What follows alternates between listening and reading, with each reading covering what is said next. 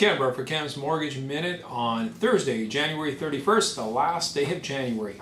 Hey, I thought I'd share some information with you about foreclosures and particularly foreclosures south of the border. Basically, Realty Track did their 2012 year-end report, and it was revealed yesterday that Florida cities are holding on to the top spots in this dubious ranking.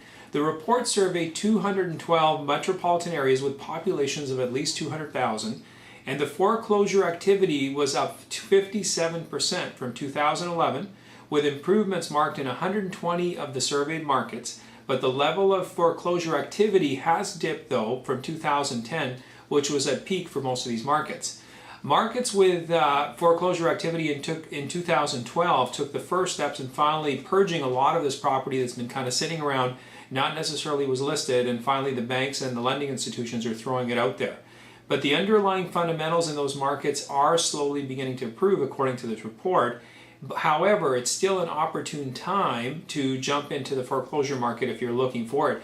And you know what? Canadians have been buying up a lot of foreclosure properties, particularly in the Phoenix and Detroit area, which was down basically 37% and 26% respectively for foreclosure activity. So it looks like those areas are slowly starting to turn.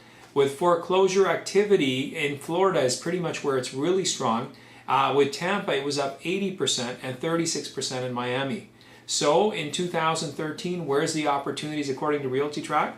Well, they think the Palm Bay, Melbourne, Tootsville area of Florida, hopefully I pronounced that right, that area has a 34-month supply of inventory, and almost a quarter of all the sales are foreclosed properties with an average discount of 28%.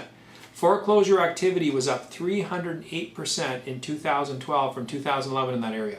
So why am I sharing all this with you? I'm sharing it because obviously where we are in Canada and some of the metropolitan centers, we are beginning to see foreclosures. And there is certainly more of them. But hey folks, it's nowhere near this.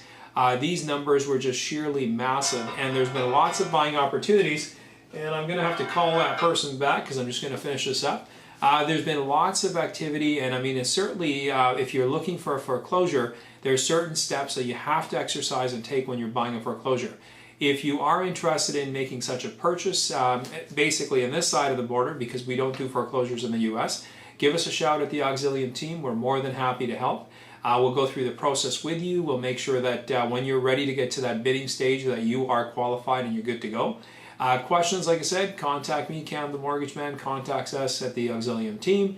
And I hope you enjoy the rest of your day, and I will see you next month, which is tomorrow. Anyway, take care.